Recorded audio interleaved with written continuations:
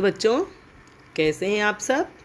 आज हम हिंदी साहित्य के इतिहास के अंतर्गत छायावाद का गद्य साहित्य, जिसमें यात्रावृत्त, संस्मरण और रेखाचित्र हैं, उसका अध्ययन करेंगे। और इसके बाद छायावादोत्तर काल में जो भी धाराएं थी उनका संक्षेप में अध्ययन करेंगे। ठीक है, तो पहला प्रश्न में पढ़ती हूँ। छायावाद युग में यात्रावृत्त लिखने वाले साहित्यकारों के नाम बताइए। श्री राम नारायण मिश्र, गणेश नारायण सोमानी, स्वामी सत्यदेव परिव्राजक, कन्हैयालाल मिश्र आर्योपदेशक, शिव प्रसाद गुप्त, राहुल सांकृत्यायन और सेठ गोविंद दास ने खूब यात्रावृत्त लिखे। राम नारायण मिश्र के लिखे यात्रावृत्त का शीर्षक बताइए। यूरोप यात्रा में 6 मास। प्रश्न नंबर 3 है, मेरी यूरोप यात्रावृत्त के लेखक कौन है? गणेश नारायण सोमानी है। मेरी यूरोप यात्रावृत्त किस शैली में और किसे लिखे गए? मेरी यूरोप यात्रावृत्त पत्रात्मक शैली में लिखे गए और गणेश नारायण सोमानी जी ने ये अपनी पुत्री को लिखे थे। अगला प्रश्न है, हमारी जापान यात्रा और पृथ्वी प्रदक्षिणा यात्रा वृत्तांत किसने लिखे? हमारी जापान यात्रा और पृथ्वी प्रदक्षिणा के लेखक क्रमशः कन्हैयालाल मिश्र और शिव प्रसाद गुप्त हैं। सत्यदेव परिव्राजक के लिखे यात्रा वृत्तों का विवरण दीजिए। मेरी जर्मन यात्रा, यात्री मित्र, यूरोप की सुखद स्मृतियाँ, ज्ञान के उद्यान में, नई दुनिया के मेरे अद्भुत संस्मरण और अमेरिका प्रवास की मेरी अद्भुत कहानी नामक यात्रावृत्त सत्यदेव परिव्राजक ने लिखे। राहुल सांकृत्यायन के यात्रा वृत्तांतों की जानकारी दीजिए। उन्होंने तिब्बत में 1.25 वर्ष, मेरी यूरोप यात्रा और मेरी तिब्बत यात्रा नामक शीर्षक ग्रंथों की रचना की। इस युग में संस्मरण और रेखाचित्र कौन सी पत्रिका में प्रकाशित होते थे? सरस्वती में। स्वामी श्रद्धानंद पर संस्मरण किसने लिखे? स्वामी श्रद्धानंद पर संस्मरण आचार्य रामदेव ने लिखे। अमृतलाल चक्रवर्ती ने किन साहित्यकार के संस्मरण लिखे? उन्होंने बाल मुकुंद गुप्त के संस्मरण लिखे। श्रीधर पाठक पर संस्मरण किसने लिखे? बनारसी दास चतुर्वेदी जी ने। सुधा पत्रिका में प्रकाशित मेरे प्राथमिक जीवन की स्मृतियाँ संस्मरण किसके द्वारा लिखे गए? इलाचंद्र जोशी द्वारा। प्रश्न नंबर 13 है, संस्मरणात्मक रेखा चित्र विधा के विकास में किन साहित्यकारों का महत्वपूर्ण योगदान है? संस्मरणात्मक रेखा चित्र उन्हें कहते हैं, संस्मरण तो लिखे जाते हैं लेकिन उसमें जिसका संस्मरण या जिनके भी संस्मरण लिखे जाते हैं उनका इस तरह से रेखा चित्र द्वारा हुलिया खींचा जाता है या उनके व्यक्तित्व का चित्रण किया जाता है कि हमारे सामने वे चित्र के रूप में उपस्थित हो जाते हैं, इसलिए इन्हें संस्मरणात्मक रेखा चित्र कहते हैं। तो इसमें श्री राम शर्मा, बनारसी दास चतुर्वेदी और महादेवी वर्मा ने महत्वपूर्ण योगदान दिया। श्री राम शर्माकृत संस्मरणात्मक रेखा चित्र का शीर्षक बताइए। श्री राम शर्माकृत संस्मरणात्मक रेखा चित्र का शीर्षक है बोलती प्रतिमा। महादेवी वर्माकृत संस्मरणात्मक रेखा चित्रों के नाम बताइए। महादेवी वर्माकृत संस्मरणात्मक रेखा चित्रों में रामा, बिंदा, सबिया, बिट्टो और घीसा प्रमुख हैं। बनारसी दास चतुर्वेदी ने किन महापुरुषों पर संस्मरणात्मक रेखाचित्र लिखे? उन्होंने संतों, समाज सेवियों, देश सेवकों और साहित्यकारों से संबंधित अनेक संस्मरणात्मक रेखाचित्रों की रचना की। सत्यनारायण कविरत्न, भारत भक्त एंड्रयूज, केशव चंद्र सेन, हमारे आराध्य, रेखाचित्र, संस्मरण और सेतुबंध आदि इनकी प्रमुख रचनाएं हैं। रेखाचित्र और संस्मरण जो हैं ग्रंथ, उनमें रेखाचित्र और संस्मरण ही लिखे हुए हैं और इसके अलावा ये और अन्य महापुरुषों के संस्मरणात्मक रेखाचित्र हैं। इसके पश्चात हम पढ़ते हैं छायावादोत्तर काल 1936 से। छायावादोत्तर काल से आशय है छायावाद के बाद वाला काल। छायावाद में जो छायावादी युग की रचनाएं हो रही थी उनके बाद कवियों की जो दृष्टि बदली, जो उनकी सोचने की मनोवृत्ति बदली, वह छायावादोत्तर काल में उनके काव्य में, उनके साहित्य में स्पष्ट हुई है। छायावादोत्तर काल के साहित्य की विशेषताएं बताइए। यह काल जो है 1936 से माना जाता है। छायावाद 1918 से 1936 तक माना जाता है और 1936 से छायावादोत्तर काल प्रारंभ होता है। छायावादोत्तर काल का साहित्य कई वादों और धाराओं से होकर गुजरा है। विभिन्न प्रकार की जीवन दृष्टियाँ मतलब जीवन को देखने का दृष्टिकोण, काव्य की वस्तु और शिल्प संबंधी मान्यताएं उभरी है। विषय वस्तु में शैली और विषय वस्तु दोनों में ही अलग अलग मान्यताएं उभरी हैं। इस समय के साहित्य में व्यक्तिगत अनुभूति की गहनता, मतलब व्यक्तिगत अनुभूति को गहराई से कवि ने व्यक्त किया है। इसके अलावा सामाजिक अनुभूति की स्फीति, मतलब सामाजिक अनुभूतियों में भी वृद्धि और विस्तार हुआ और काव्य में वह भी दृष्टिगोचर होता है। रोमानी दृष्टि माने रोमांटिक दृष्टि, बौद्धिक, यथार्थवादी आदि दृष्टियाँ विकसित हुई हैं।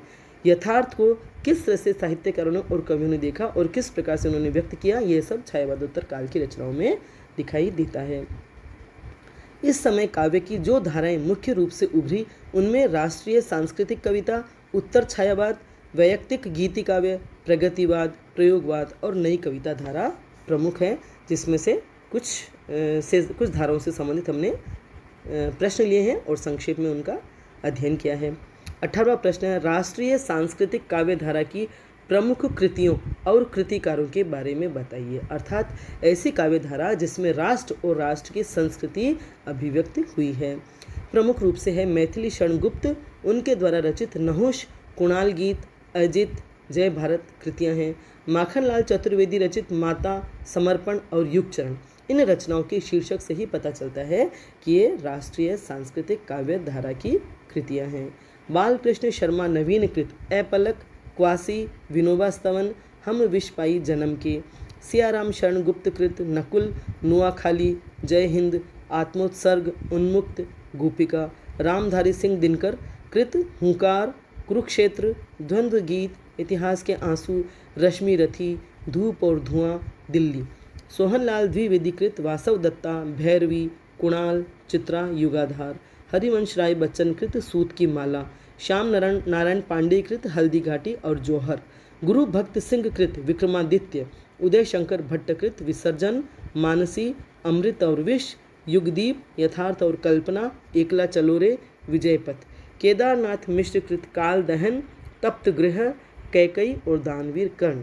तो परतंत्रता का काल था वह, और छायावाद के बाद तत्काल छायावादोत्तर रचनाओं में हमारे देश की संस्कृति, देश के स्वतंत्रता संग्राम से संबंधित विषय वस्तु अभिव्यक्त हुई है। उत्तर छायावाद के प्रमुख कवि और रचनाओं का विवरण दीजिए।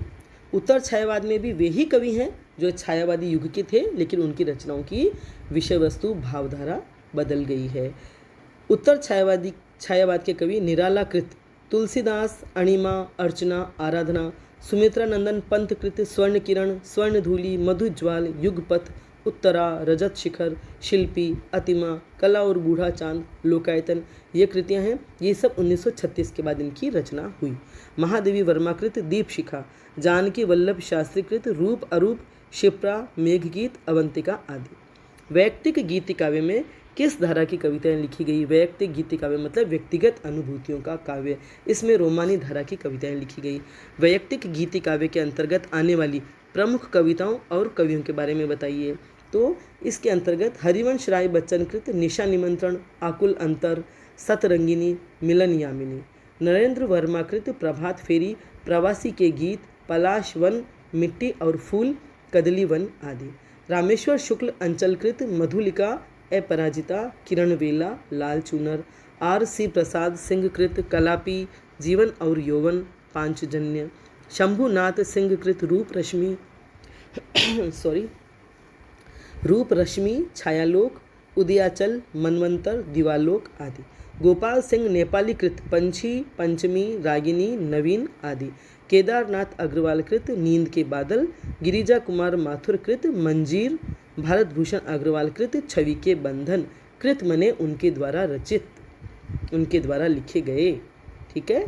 किस प्रकार के काव्य को प्रगतिवादी काव्य कहा गया? जो काव्य मार्क्सवादी दर्शन, सामाजिक चेतना और भावबोध को लेकर चला उसे प्रगतिवादी काव्य कहा गया। प्रगतिवाद जैसा कि शब्द से ही स्पष्ट है, प्रगति का अर्थ है आगे बढ़ना या उन्नति करना। तो प्रगतिवाद का अर्थ हुआ समाज और साहित्य आदि की निरंतर उन्नति पर, प्रगति पर जोर देना, परिवर्तन पर जोर देना। प्रगतिवाद छायावाद युग के बाद नवीन काव्य धाराएं जो उत्पन्न हुई उसका एक भाग है। मतलब नवीन काव्य धाराएं, नवीन काव्य दृष्टि जीवन और समाज को देखने की, यह ऐसी विचारधारा है जो हर दृष्टि से सुधार या परिवर्तन का पक्ष लेती है। और प्रगतिवाद का प्रारंभ 1936 ईस्वी से होता है जो 1956 तक चलता है। यह एक विकासशील साहित्य धारा है। ठीक है। अब आगे बढ़ते हैं हम। प्रगतिवाद के प्रमुख कवि और रचनाओं के बारे में बताइए। संक्षेप में इस वीडियो में बताया गया है, इसके बाद इन सभी पर एक अलग वीडियो बनाऊंगी, जैसे प्रगतिवाद पर, प्रयोगवाद पर, तो आपको उसके बारे में विस्तृत जानकारी मिल जाएगी। तो प्रगतिवाद के प्रमुख कवि हैं पंथकृत और उनकी रचनाएं। पंथकृत ग्राम्या और युगवाणी, निराला कृत कुकुरमुत्ता, केदारनाथ अग्रवाल कृत युग की गंगा, नागार्जुन कृत युग धारा, त्रिलोचन कृत धरती, शिव मंगल सिंह सुमन कृत जीवन के गान और प्रलय सृजन, रांघेय राघव कृत अजय खंडहर, पिघलते पत्थर और मेधावी, भारत भूषण अग्रवाल कृत मुक्ति मार्ग, जागते रहो। तो ये सब प्रगतिवाद के प्रमुख कवि हैं और उनकी रचनाएं हैं। 24वां प्रश्न है, निराला जी की प्रगतिवादी कविताओं का उल्लेख कीजिए। निराला जी ने छायावाद से एकदम हटकर प्रगतिशील कविताएं लिखी और छायावादी कविताओं से हटकर लोकपरक कविताएं भी लिखी। इनकी प्रगतिवादी कविताओं में कुकुरमुत्ता, गर्म पकौड़ी, प्रेम संगीत, रानी और कानी, खजोहरा, स्फटिक शिला, मास्को डायलाग्य और नए पत्ते प्रमुख हैं। पंत जी की प्रगतिवादी रचनाओं की जानकारी दीजिए। पंत जी ने 1936 ईस्वी में युगांत, 1939 में युगवाणी और 1940 में ग्राम्या लिखी। प्रगतिवाद के सशक्त कवि केदारनाथ अग्रवाल का जन्म कब और कहाँ हुआ? केदारनाथ अग्रवाल का जन्म 9 जुलाई 1911 को कमासिन गांव में जिला बांदा में हुआ। केदारनाथ अग्रवाल की रचनाओं की जानकारी दीजिए। मांझी न बजाओ बंशी और बसंती हवा आदि उनकी प्रतिनिधि कविताएं फूल नहीं रंग बोलते हैं संग्रह में संग्रहित हैं। प्रगतिवादी कवि रामविलास शर्मा का परिचय दीजिए। रामविलास शर्मा का जन्म 1912 में झांसी में हुआ। ये प्रख्यात प्रगतिवादी समीक्षक हैं। ये प्रगतिशील लेखक संघ के मंत्री और हंस के संपादक भी रहे। नागार्जुन के बारे में आप क्या जानते हैं? नागार्जुन का वास्तविक नाम वैद्यनाथ मिश्र है। इनका जन्म 1910 में तरौनी दरभंगा जिले में हुआ था। बादल को घिरते देखा है, चंदना, रविंद्र के प्रति, सिंदूर तिलकित भाल आदि इनकी उत्तम प्रगतिवादी कविताएं हैं। पाषाणी और दंतरित मुस्कान भी इन रचनाओं में शामिल है। ये किसी कारण से हिंदी में टाइप नहीं हो रही थी, तो इसलिए मैंने यहाँ इंग्लिश में ही ये शब्द लिख दिए हैं। ठीक है, आगे चलते हैं। रांघेय राघव की कविताओं की विशेषताएं बताइए। रांघेय राघव बहुमुखी प्रतिभा के प्रगतिवादी कवि हैं। अजय खंडहर, मेधावी और पांचाली इनकी प्रबंध कृतियां हैं, मतलब प्रबंधात्मक कृतियां हैं। रांघेय राघव की कविताओं में समाजवादी चिंतन और उससे अनुप्राणित सामाजिक संवेदना की शक्ति है। उपर्युक्त के अलावा प्रगतिवादी अन्य कवियों के नाम बताइए। इन कवियों के अलावा अन्य कवियों में शिव मंगल सिंह सुमन, त्रिलोचन, मुक्तिबोध, अज्ञेय, भारत भूषण अग्रवाल, भवानी प्रसाद मिश्र, नरेश मेहता, शमशेर बहादुर सिंह और धर्मवीर भारती प्रमुख है। ये प्रगतिवादी कवि हैं। बाकी तो कई छायावाद से चले आ रहे थे और उन्होंने भी प्रगतिवादी कविताएं लिखी। ठीक है, समझ में आ गया होगा आपको। वीडियो पसंद आया हो तो लाइक करें, शेयर करें अपने दोस्तों के साथ और मेरे चैनल को सब्सक्राइब करें। बेल आइकन भी अवश्य टच करें ताकि आगे जो भी वीडियो बनाऊंगी मैं उसकी सूचना आपको मिल जाएगी। धन्यवाद।